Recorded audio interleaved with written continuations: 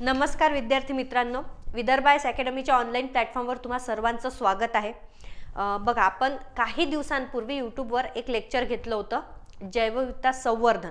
त्याचा भाग 1 घेतला होता आपण, ज्यामध्ये आपण राष्ट्रीय उद्याने हा टॉपिक कव्हर केलेला होता।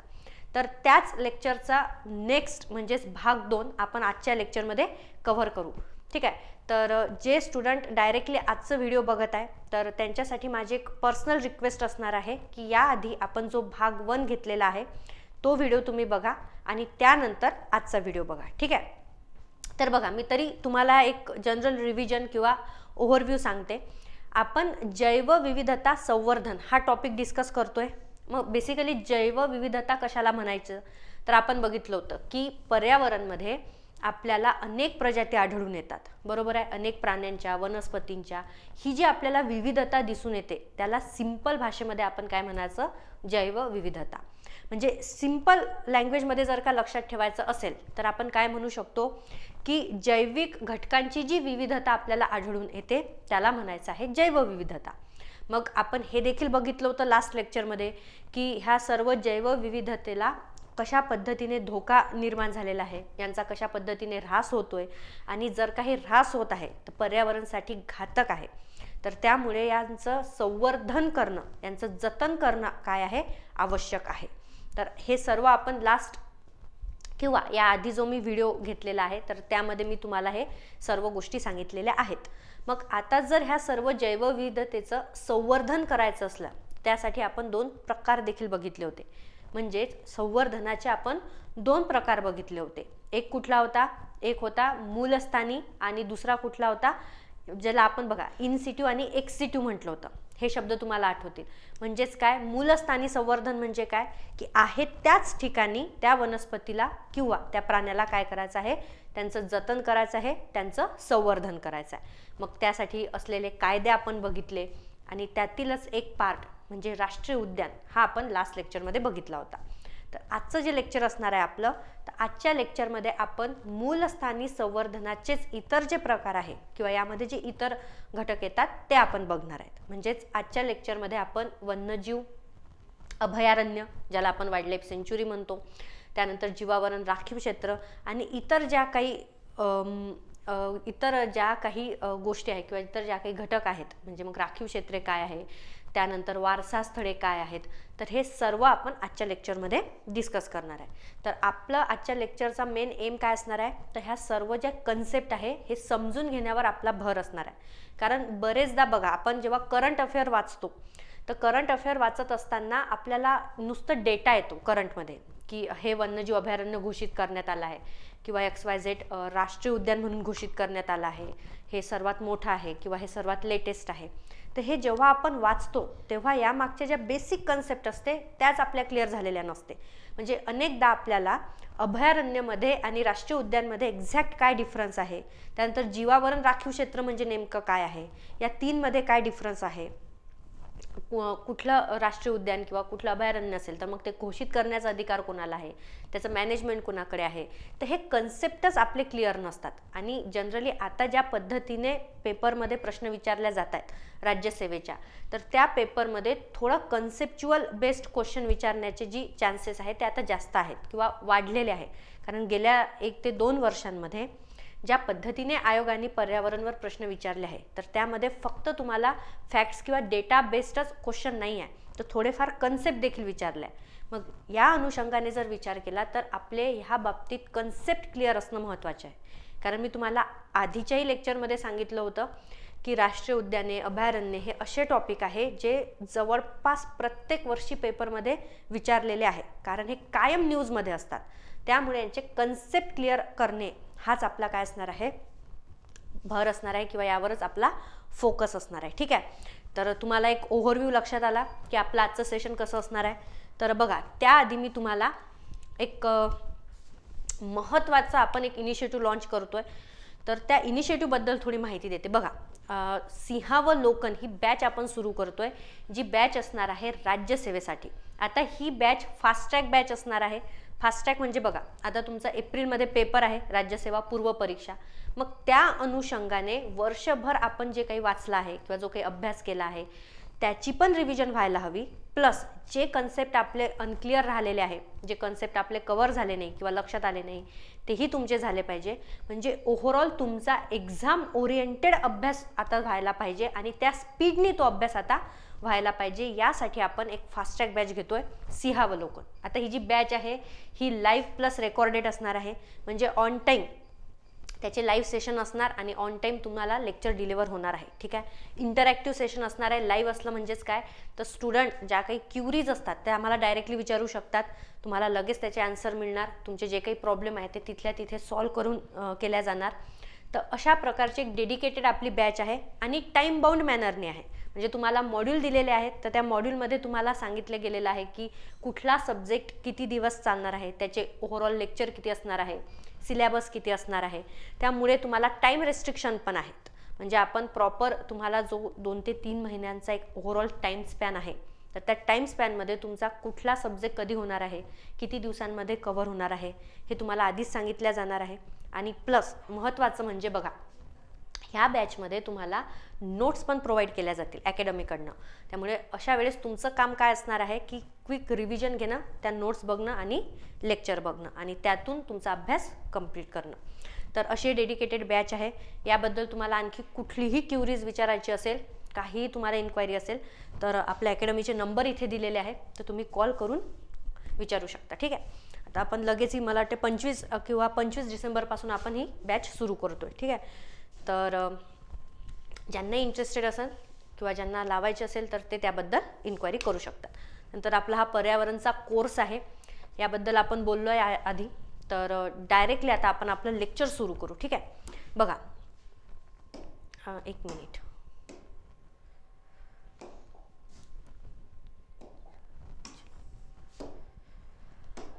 बघा, पहिलाच जो आपला पोर्शन येणार आहे तो म्हणजे वन्यजीव अभयारण्य, म्हणजेच आपल्याला काय बघायचं आहे, वाईल्ड लाईफ सेंच्युरी, ज्याला आपण इंग्लिशमध्ये म्हणतो. ठीक आहे, आता लास्ट व्हिडिओमध्ये आपण राष्ट्रीय उद्याने हा प्रकार बघितला. मग त्यामध्ये आपण काय बघितलं होतं की पहिले तर हे मूलस्थानी संवर्धन असणार आहे. म्हणजे ज्या ठिकाणी ती वनस्पती आहे, ती प्राणी आहे, त्याच ठिकाणी काय करायचं आहे, आपल्याला त्यांचं संवर्धन करायचं आहे, जतन करायचं आहे. म्हणजे त्यांना सुरक्षा आपल्याला पुरवायची आहेत. मग त्या संबंधीचे आपण सर्व नियम बघितले.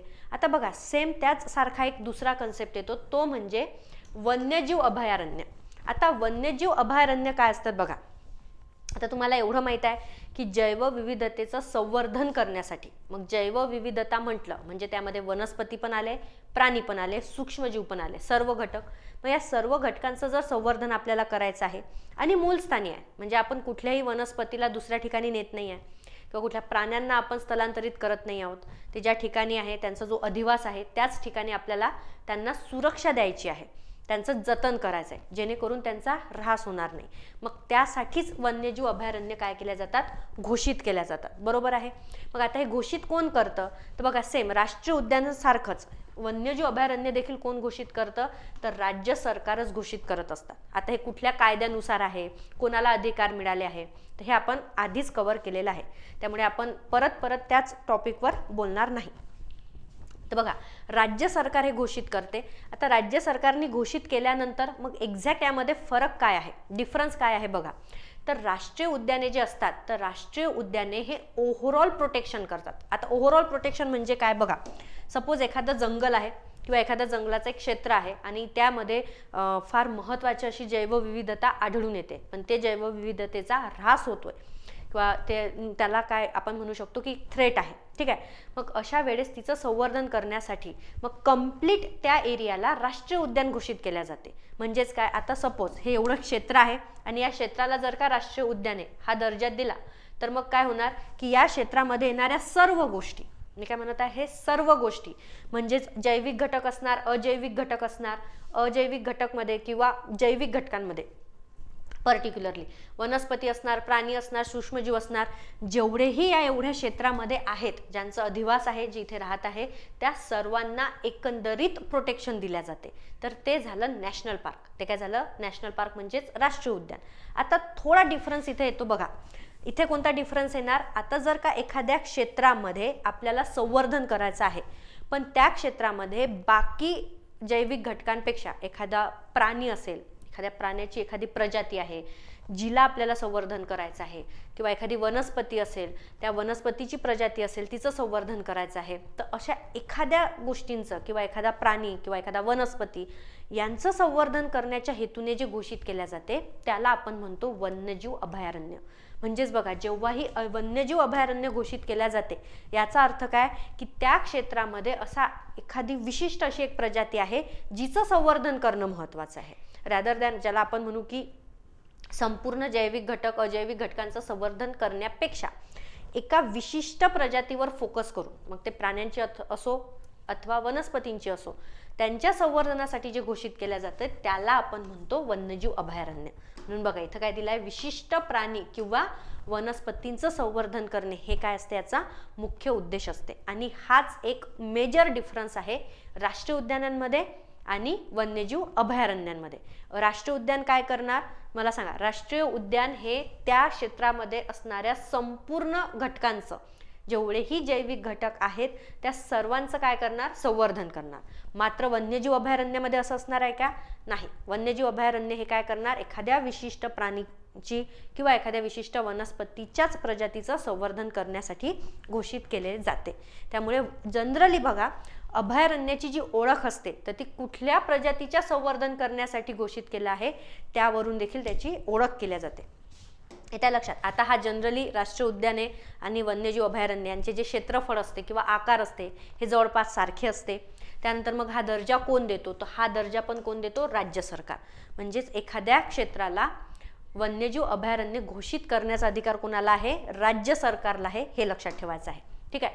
मग आता बघा, यामध्ये संवर्धन जर करायचं असेल तर मला सांगा, पर्यावरणमध्ये सर्वात जास्त सध्या धोका कशापासून आहे, तर नैसर्गिक आपत्ती तर आहेच, पण मानवी आपत्ती ज्याला आपण म्हणतो तर हा देखील सर्वात मोठा काय आहे, धोका आहे. मग अशा वेळेस त्या क्षेत्रापासून, मानवी क्रियांपासून ज्या ह्युमन ॲक्टिव्हिटी असते त्या ह्युमन ॲक्टिव्हिटीपासून प्रोटेक्शन करणं, त्यांचं संवर्धन करणं गरजेचं आहे.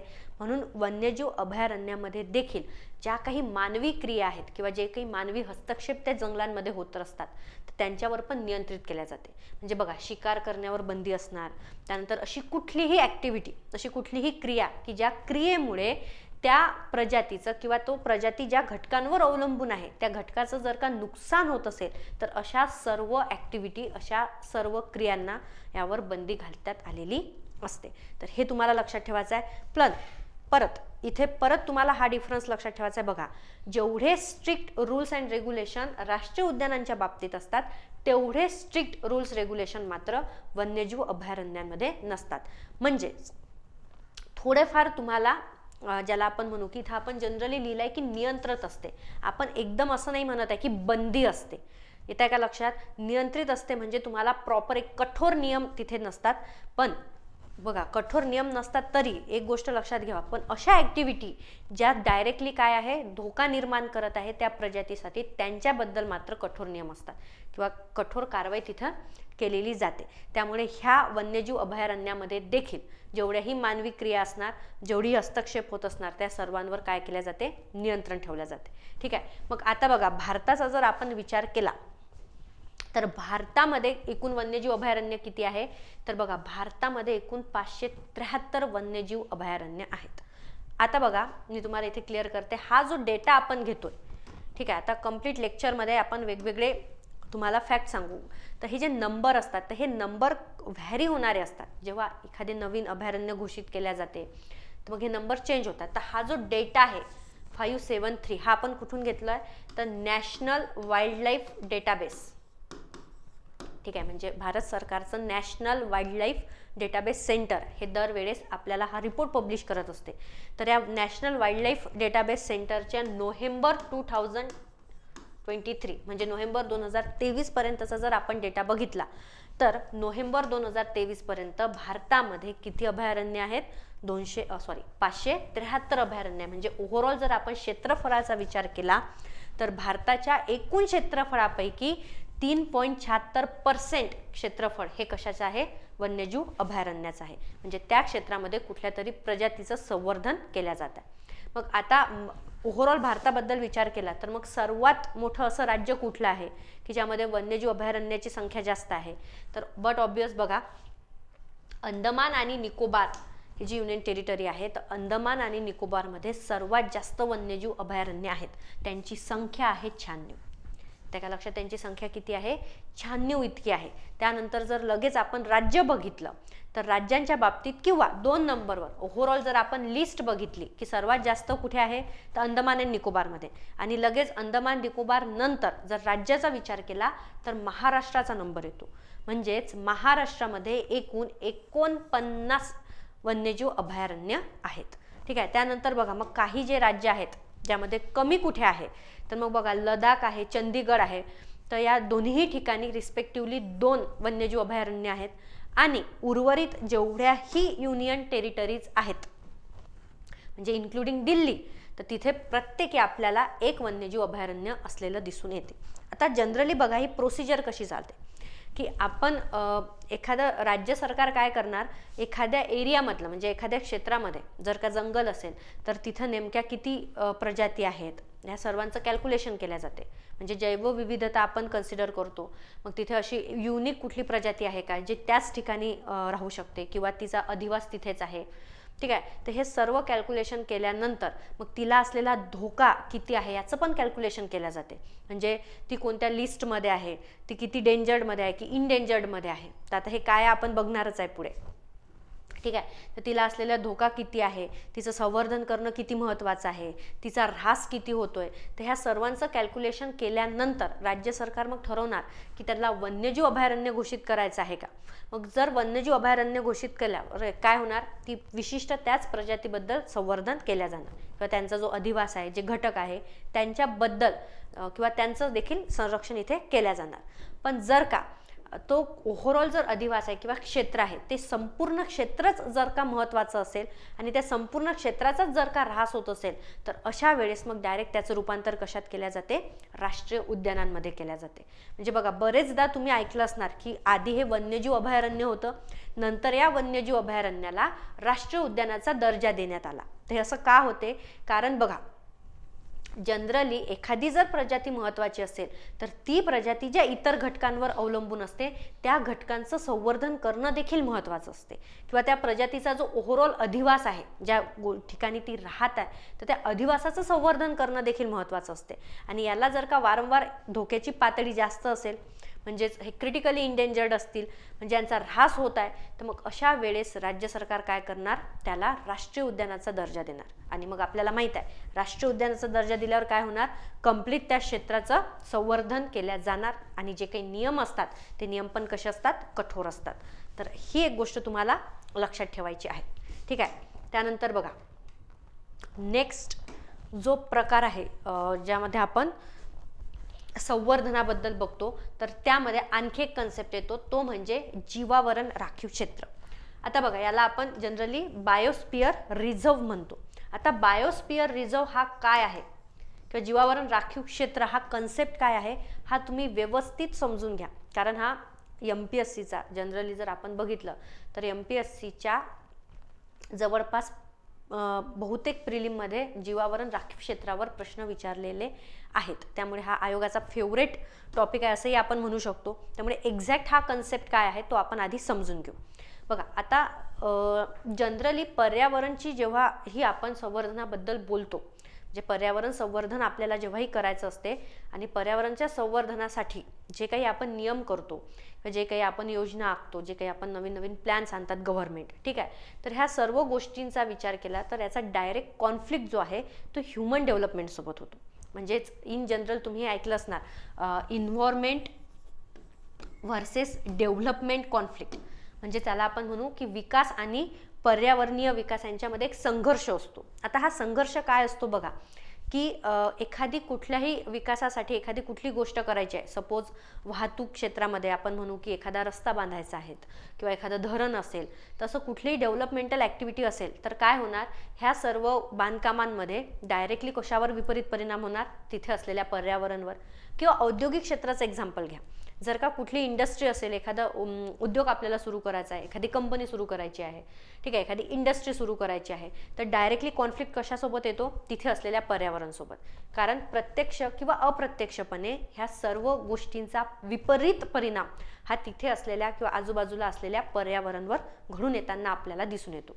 मग अशा वेळेस याला आपण एक सोल्युशन म्हणून काय करू शकतो? मग याला सोल्युशन म्हणून बघा, राष्ट्रीय उद्याने ही संकल्पना आली की सरळ सरळ जिथे मग असे महत्त्वाचे प्रजाती आहेत, वनस्पती आहेत, प्राणी आहेत, मग तिथे आपण ह्या सर्व ॲक्टिव्हिटी कम्प्लिटली बंद करतो. म्हणजे तिथं कुठलंही औद्योगिकीकरण होणार नाही, कुठला रस्ता होणार नाही. म्हणजे गव्हर्नमेंटचे जे काही मोठे प्रोजेक्ट असतात मग ते जनरली तिथं आपल्याला परमिशन मिळत नाही, ठीक आहे.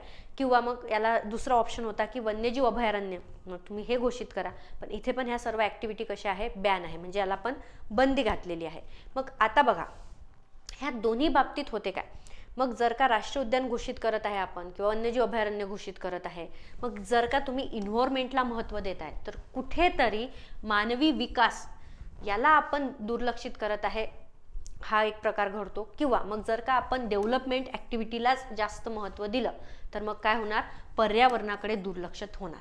येत्या लक्षात? मग हा एक प्रॉब्लेम इथे अराईज होतो. आणि दुसरी महत्त्वाची गोष्ट बघा, की पर्यावरणवर आपण जेव्हा बोलतो तर तेव्हा आपण जनरली म्हणतो, जे आता लेक्चर आपण घेतो त्यामध्ये मी तुम्हाला हे स्टोरी सांगितली आहे, की पर्यावरणवर सर्वात आधी कुणाचा अधिकार आहे? तर तिथे असणाऱ्या लोकांचा. म्हणजे आपण असं म्हणू शकत नाही की आपल्या आजूबाजूला जेवढीही नैसर्गिक संसाधने आहे तर त्या नैसर्गिक संसाधनांवर फक्त प्राण्यांचाच अधिकार आहे असं म्हणतो का आपण? नाही, तर आपण त्या एरियामध्ये राहणाऱ्या व्यक्तींचा पण अधिकार आहे. कारण नैसर्गिक संसाधनांचा वापर व्यक्ती पण करतात, मानव पण करतात.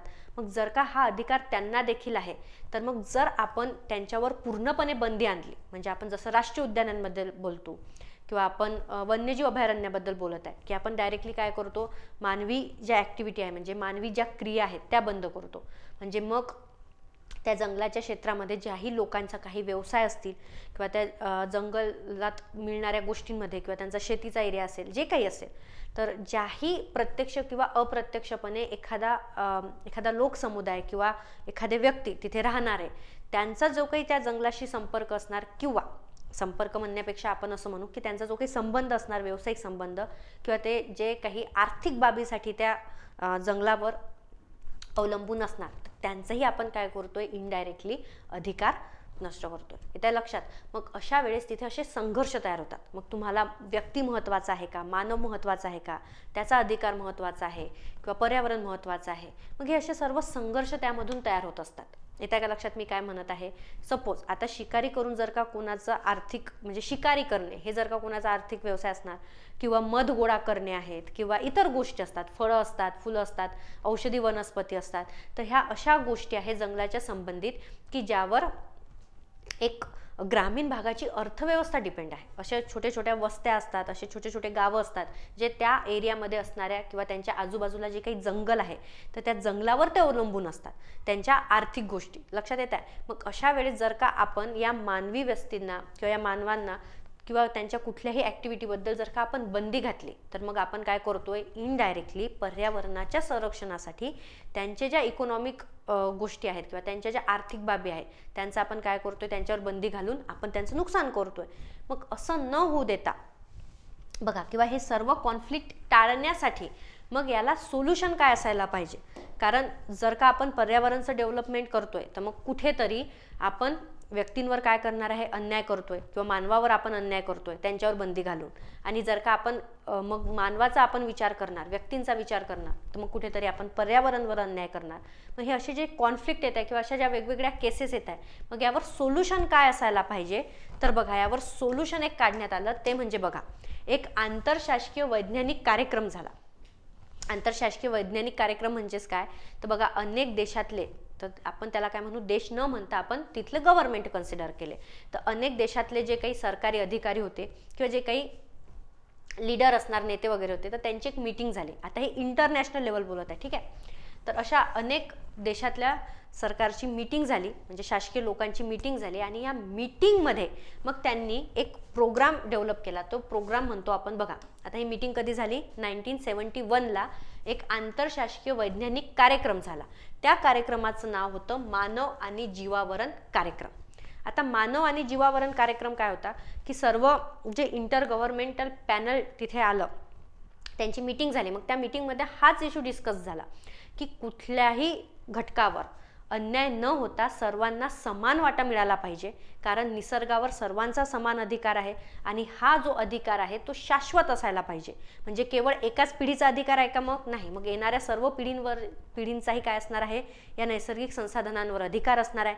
त्यामुळे कुणालाही कंप्लीट बंदी किंवा पूर्णपणे बंदी घालून चालणार नाही. मग पर्यावरणाचं संरक्षणही करायचं आहे.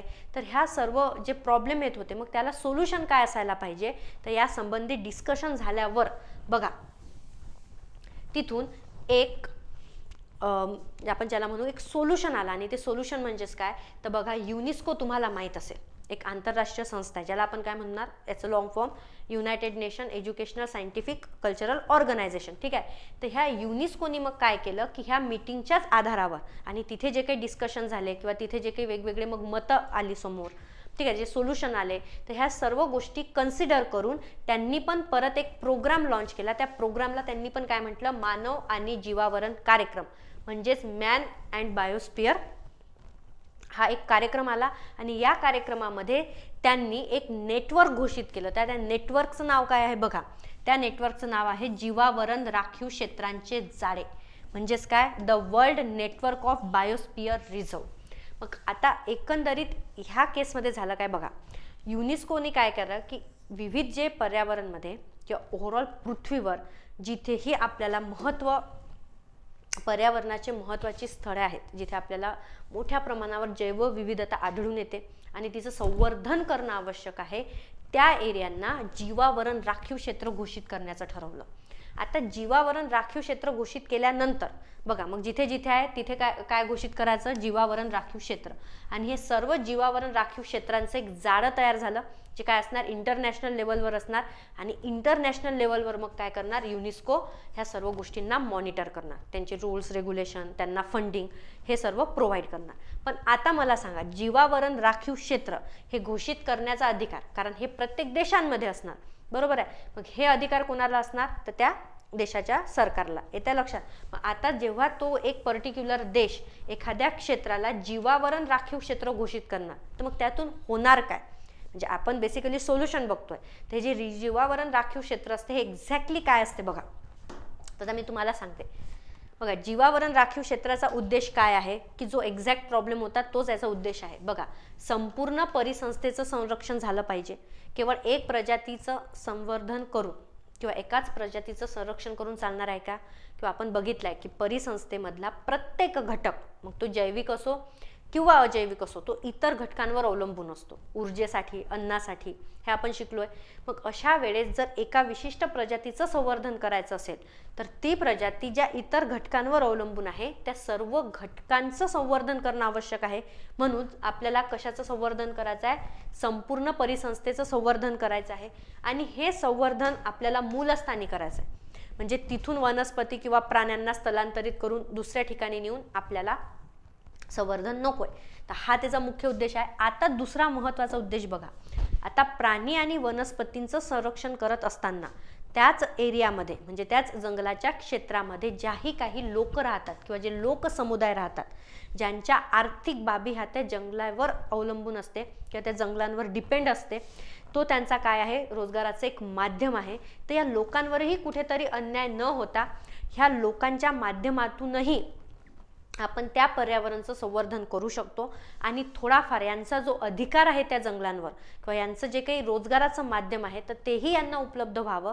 आणि हा रोजगार करत असताना, म्हणजे बघा जे काही त्यांचा व्यवसाय असेल जंगलाच्या संबंधित, तर हा व्यवसाय करत असताना त्यांनी अशा प्रकारे व्यवसाय करावा की जेणेकरून त्यांचाही आर्थिक लाभ होणार आणि त्या पर्यावरणाला किंवा त्या एरियाला कुठलाही धोका निर्माण होणार नाही. तर याबद्दलही काळजी घेणे, म्हणजे हा काय होता, याचा उद्देश होता.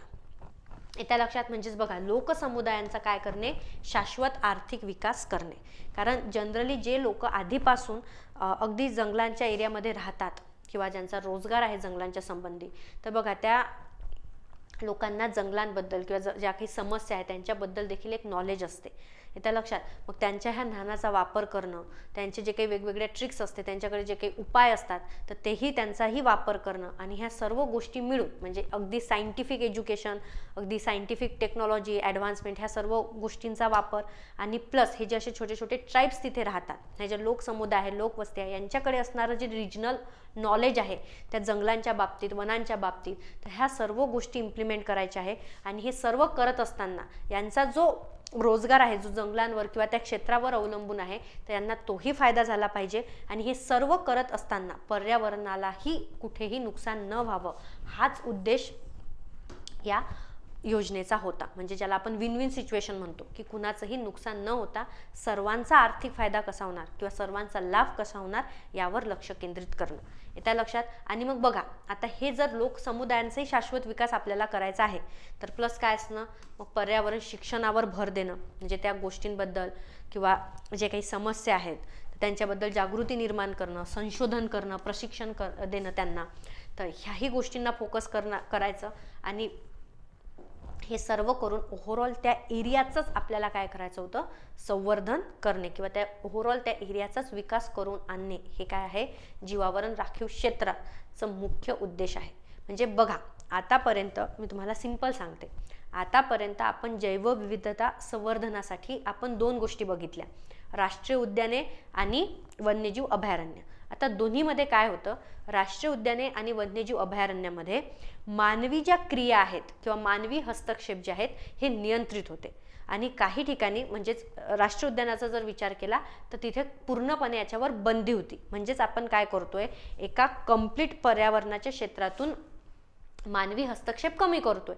येत्या लक्षात. पण मग तिथे एक्झॅक्टली प्रॉब्लेम काय आला की जर आपण मानवाला पूर्णपणे आयसोलेट करतोय, म्हणजे आपण कुठेही तिथे मानवाला इव्हन पर्यटनासाठी किंवा कुठल्याही आर्थिक गोष्टीसाठी किंवा शिकारीसाठी वगैरे तशा कुठल्याच बाबतीत, म्हणजे इव्हन साधं फळांसाठी असेल किंवा औषधी वनस्पतींसाठी असेल, कुठल्याच बाबतीत म्हणजे क्रिया कुठलीही असो, कुठलीही मानवी क्रिया जर का आपण अलाउ करत नाही आहे, त्यांची परमिशन आपण देत नाही आहे, संपूर्णपणे मानवाला किंवा मानव जो काही ॲक्टिव्हिटी त्या जंगलाच्या एरियामध्ये करणार आहे त्याला जर का आपण बंदी करत आहे, म्हणजेच आपण इनडायरेक्टली काय करतोय, मानवावरही अन्याय करतोय, असा त्याचा एक उद्देश होता. आणि दुसरं बघा काय असते, जनरली ज्या एरियामध्ये जी लोकवस्ती असते किंवा लोकसमुदाय असते त्यांना त्याबद्दल रिजनल नॉलेज असते. मग हे नॉलेज आपण कुठेतरी काय करतोय, इग्नोर करतोय किंवा दुर्लक्षित करतोय. असे 2 प्रॉब्लेम हे राष्ट्रीय उद्याने आणि वन्यजीव अभयारण्याच्या बाबतीत घडत होती.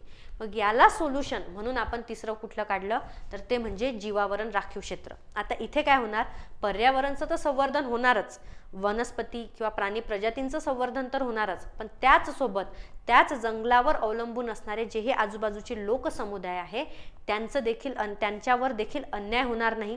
त्यांचा जो अधिकार आहे तो अधिकारही त्यांना मिळून दिला जाईल. आणि हे सर्व करून म्हणजे बघा हे सर्व कशा पद्धतीने करायचं आहे, तर हे सर्व करत असताना या सर्व क्षेत्राचा शाश्वत विकास होईल यावर देखील भर ठेवायचा आहे. तर त्याला सोल्युशन असं हे जीवावरण राखीव क्षेत्र हा कन्सेप्ट आला. इथपर्यंत लक्षात आलं. मग आता एक्झॅक्टली हे सर्व गोष्टी होणार कशा, बघा की म्हणजे मानवी क्रियाही तिथे अलाउ केल्या जाणार, म्हणजे मानवी हस्तक्षेपही चालणार आणि वरून आपण असं म्हणतोय की मग कुठल्या प्रजातीला नुकसानही होता कामा नये. मग आता हे सर्व गोष्टी साईड बाय साईड किंवा एकाच वेळेस कसं होणार, तर बघा यासाठी काय करण्यात आलं, याचं जे स्ट्रक्चर आहे ते मी तुम्हाला सांगते की एखाद्या एरियाला जर का जीवावरण राखीव क्षेत्र घोषित करत असेल तर त्या एरियाचे 3 विभाग केले जातात. आता हे 3 विभाग कुठले कुठले बघा, पहिलं आहे कोर क्षेत्र, दुसरं आहे बफर क्षेत्र आणि तिसरं आहे संक्रमणात्मक क्षेत्र. मग आता हे 3 क्षेत्र कसे वर्क करणार बघा, तुम्हाला समजून सांगते.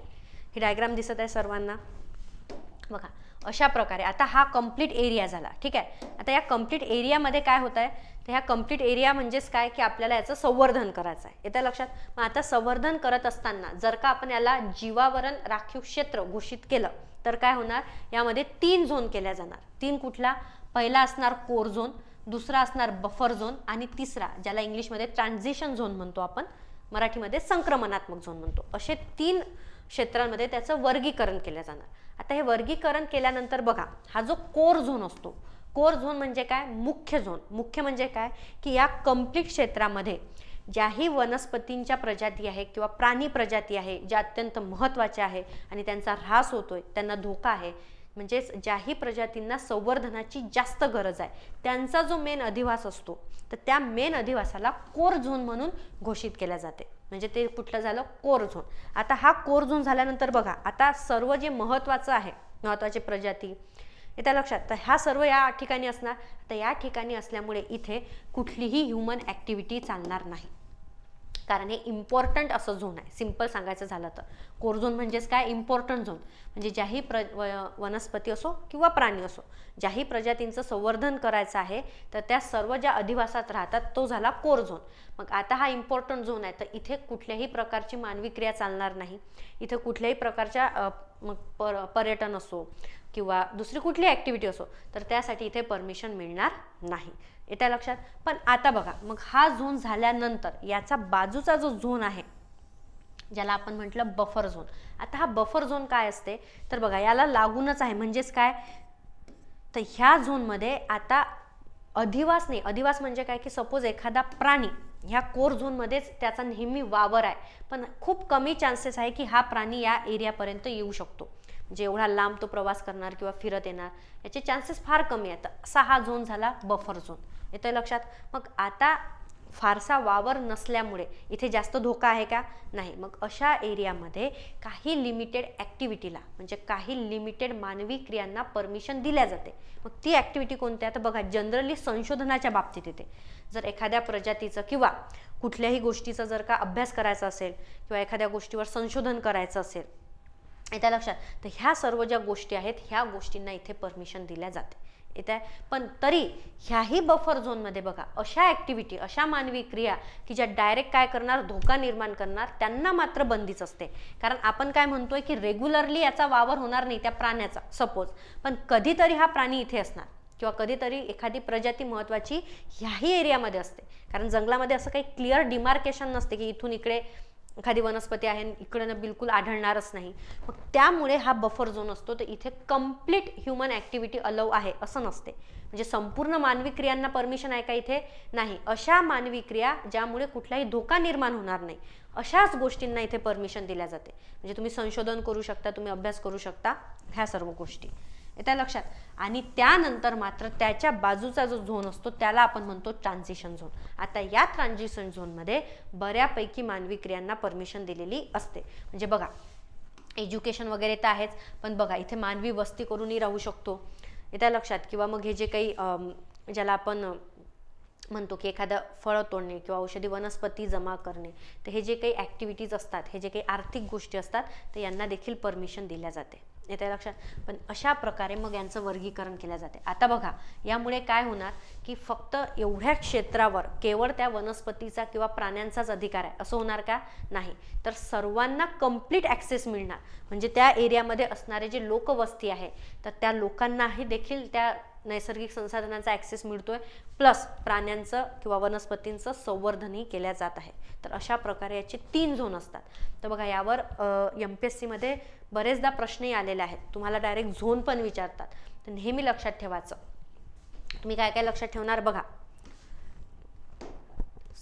सर्वात महत्त्वाचं म्हणजे काय लक्षात ठेवायचं आहे तर डिफरन्स. राष्ट्रीय उद्यान आणि वन्यजीव अभयारण्यामध्ये काय असते तर तिथे कुठल्याही लोकसमुदायाला इन्व्हॉल्व केल्या जात नाही. तिथे कम्प्लिटली बंदी घातलेली असते मानवी क्रियांवर.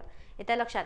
पण असं न व्हावं किंवा सर्वांचा शाश्वत विकास व्हावा, सर्वांचा सर्वांगीण विकास व्हावा, ज्यांचा अधिकार आहे नैसर्गिक संसाधनांवर त्या सर्वांना त्याची उपलब्धता व्हावी, यासाठी मग आपण काय आणलं, जीवावरण राखीव क्षेत्र. येत्या लक्षात. आता प्रत्येक देशामध्ये जीवावरण राखीव क्षेत्र कोण घोषित करणार तर त्या देशातलं सरकार.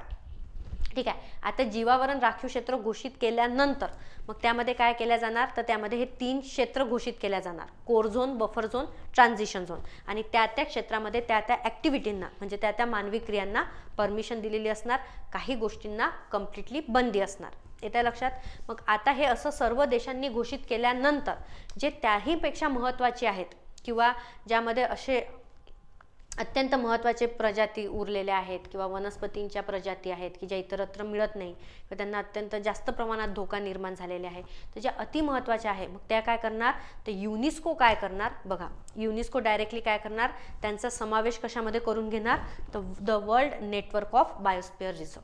म्हणजे वर्ल्ड नेटवर्क ऑफ बायोस्फिअर रिझर्वमध्ये जगामध्ये असलेले सर्व महत्त्वाचे जीवावरण राखीव क्षेत्र असणार. येत्या लक्षात इथपर्यंत? तर बघा आपण हे झोननी बघितले. तर आता ओव्हरऑल आपण भारतातलं बघू. तर भारतामध्ये जीवावरण राखीव क्षेत्र किती आहे? भारतामध्ये एकूण 18 जीवावरण राखीव क्षेत्र आहे.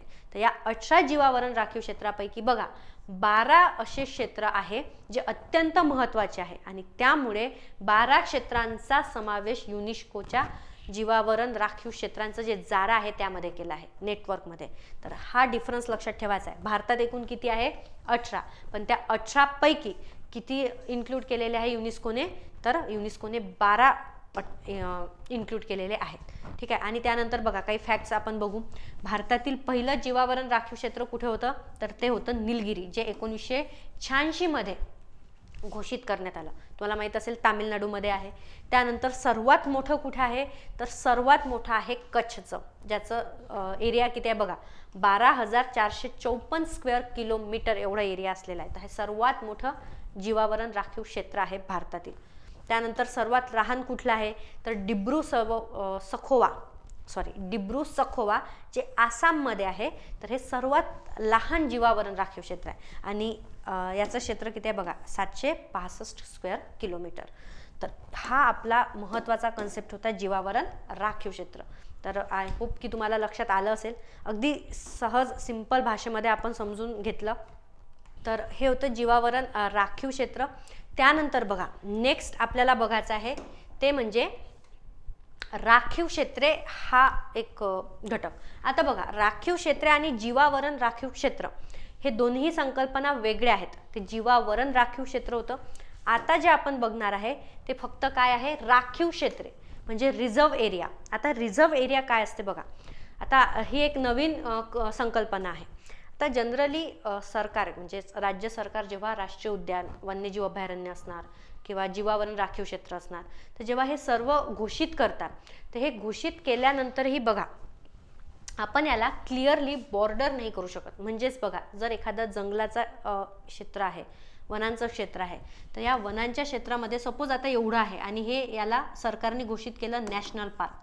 मग आता ठीक आहे की या बाउंड्रीच्या आतमध्ये जे काही आहे तर त्यांचं संवर्धन करणं महत्त्वाचं आहे. पण केवळ त्यांचं संवर्धन करून होणार आहे का?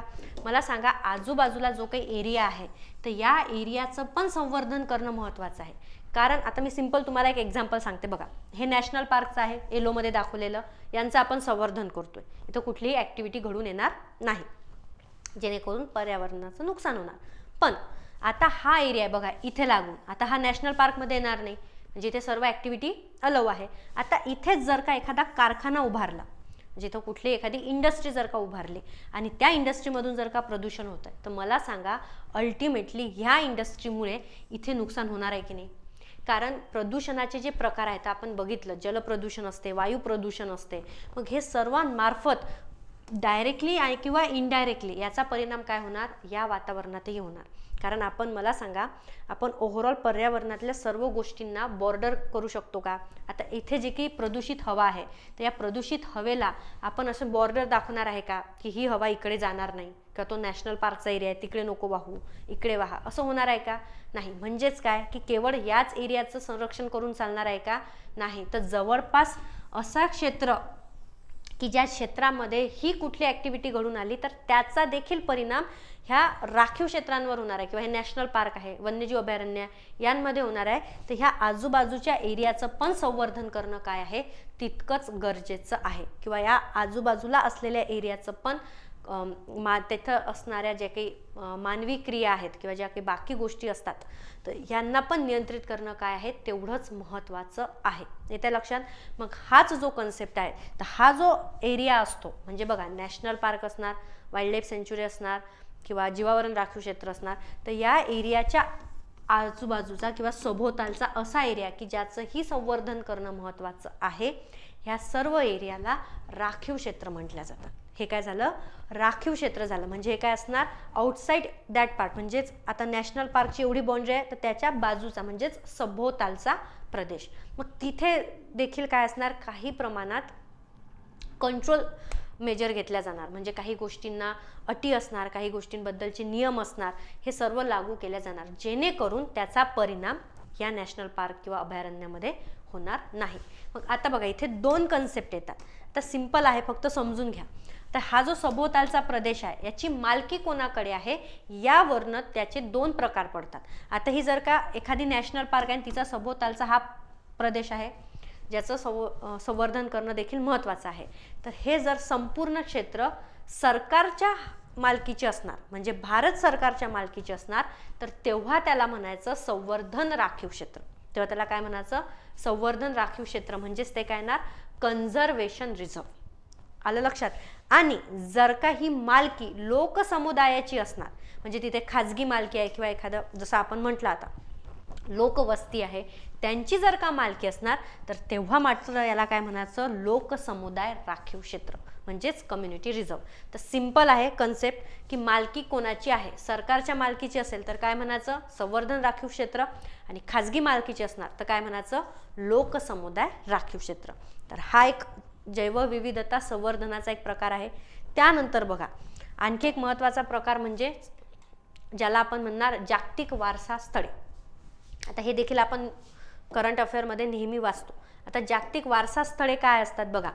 पृथ्वीवरचा, आता जनरली आपण म्हणू पृथ्वीवरचा असा एखादा घटक जो काय आहे फार महत्त्वाचा आहे, ज्याला ऐतिहासिक महत्त्व आहे, तो त्या एरियाचा वारसा जपतो. सिंपल. तर त्याला काय घोषित केल्या जाते? जागतिक वारसा स्थळे. येत्या लक्षात. आता हे कोण घोषित करत असते? तर हे देखील युनेस्कोच करत असते. म्हणजे अशा कुठल्याही फील्डमध्ये जर का ऐतिहासिक महत्त्व असेल त्या देशाची किंवा त्या ठिकाणाची त्याला महत्त्व असेल त्यावरून त्याची ओळख निर्माण झालेली असेल तर असं जे महत्त्वाचं ठिकाण असते त्याला आपण काय म्हणणार? वारसा स्थळे म्हणजेच जागतिक वारसा स्थळे. मग आता जागतिक वारसा स्थळे जेव्हा घोषित केल्या जातात ते 3 प्रकारचे असतात. एखाद्या विशिष्ट ठिकाणाला जर का सांस्कृतिक महत्त्व असेल तर ते होणार मग सांस्कृतिक वारसा स्थळे. एखाद्या ठिकाणी नैसर्गिक महत्त्व असेल तर नैसर्गिक वारसा स्थळे. आणि जर का दोन्हीचं मिश्रण आहे म्हणजे नैसर्गिकरित्याही महत्त्वाचं आहे पण त्याला सांस्कृतिक म्हणजे कल्चरल आस्पेक्ट पण आहे, सांस्कृतिक दृष्ट्या देखील तो भाग महत्त्वाचा आहे, तर अशा वेळेस त्या ठिकाणाला मग मिश्र वारसा स्थळांचा दर्जा दिला जातो युनेस्कोद्वारे. तर यापैकी बघा म्हणजेच मग हे नैसर्गिक वारसा स्थळे हे आपल्याला महत्त्वाचं आहे पर्यावरणमध्ये. तर हे पण काय असणार? एखादं असं क्षेत्र ज्याला नैसर्गिक महत्त्व आहे, नैसर्गिक ओळख आहे तर त्याला काय घोषित करणार? नैसर्गिक वारसा स्थळे. तर आता बघा याचे काही निकष असतात येत्या लक्षात. म्हणजे ते निकष जर का पूर्ण केले तर मग त्याला तो दर्जा मिळणार. तर मग हे नैसर्गिक वारसा स्थळांसाठी कोणते निकष आहे? तर बघा तिथे असा एक अद्वितीय आविष्कार असेल किंवा सौंदर्य असेल जे इतर कुठेही आपल्याला मिळणार नाही तर ते असायला पाहिजे. किंवा जर का आपण म्हणत आहे आता बघा आपण पृथ्वीचं इव्होल्युशन बघतो, मग हे पृथ्वीचं इव्होल्युशन होत असताना जर का त्या एरियाचं एक विशेष महत्त्व असं राहिलेलं आहे तर मग ते असायला पाहिजे. किंवा तिथे कुठलीही महत्त्वाची परिस्थिती किंवा जैविक प्रक्रिया घडलेली पाहिजे येत्या लक्षात. तर असे नैसर्गिकदृष्ट्या महत्त्व जे आहे जेव्हा जागतिक महत्त्व आहे नैसर्गिक स्थळांचं तर असं जे महत्त्वाचं स्थान असते त्याला कुठला दर्जा दिला जातो? मग नैसर्गिक वारसा स्थळांचा दर्जा. तर भारतामध्ये किती आहेत? तर बघा भारतामध्ये 7 नैसर्गिक वारसा स्थळे आहेत. भारतामध्ये किती आहेत? 7. तर ओव्हरऑल जर विचार केला तर भारतामध्ये 40 आहे. तर या 40 पैकी 7 जे आहेत हे 7 नैसर्गिक वारसा स्थळे आहेत आणि एक जे आहे ते मिश्र आहे. तुम्हाला माहित असेल काझीरंगा पार्क नॅशनल पार्क तर हे मिश्रचा याला दर्जा दिलेला आहे येत्या लक्षात. तर हे देखील तुम्हाला लक्षात ठेवायचे आहे. तर बघा हे जैव विविधता संवर्धनाचे जे वेगवेगळे माध्यम आहे जे मूलस्थानी संवर्धन आपण करतो तर त्यामधले हे वेगवेगळे प्रकार आहे जे आपण आज डिस्कस केले.